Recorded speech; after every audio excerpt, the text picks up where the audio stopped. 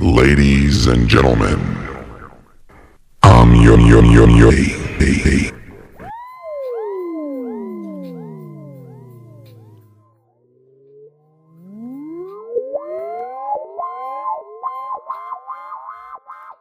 Koyduğum nokta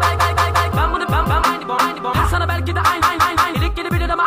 aynı fon Kendini bilemez montofon Monofon yaşar hep aynı don Anlatırım ben derdimi yalnız ey bir benim mikrofon Şimdi bu bana bir bakınız haydi Muhammed'in sevgisi bilir asi Bedi Muhammed Ali gibi gelir asi Bana bak beni gölmez Hep duyulan bari canım derdini son Yanıma gidenin canına girecektir ey be benim mikrofon Bunu ben bunu sen şunu ben onu sen Gülü ben gülü sen fenomen olacak Nak çık gelin Benim dostumu göremezsem düşmanı postunu gireserim Hüzmezsem kalbimi geri gelemezsem Sen beni yürüyümü geri beni kendi bacımı aramadım her yeri karaladım barışta yarıladın acı Rüyadan tık Rüyal İstanbul kalem arbuk çıktı hep işten çıktı Mama fonunu getirsene bana baksana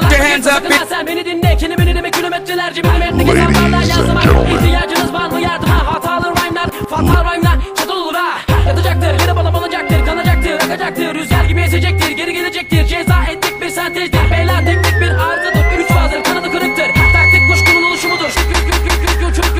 Bak beni kalbik uçurumdan tırnağa sen hami ol Ve göz kulak oldum sen de ol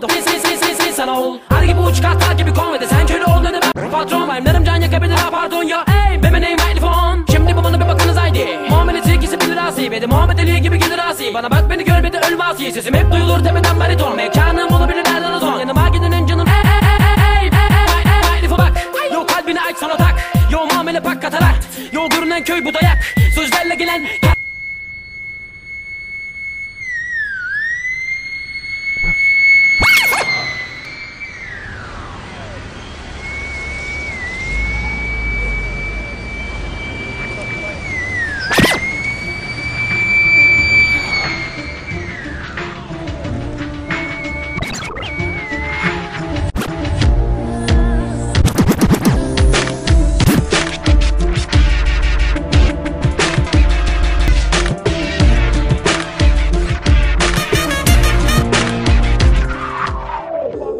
Изглежда някак спрял, но напоследък опитват се да го задвижи, то не виждам напредък. Без нас този момент е някак празен, еднообразен, изплъзва ти се много смазен. Чували си го вече това много пъти, самочувствието ти изкарвам го през нос.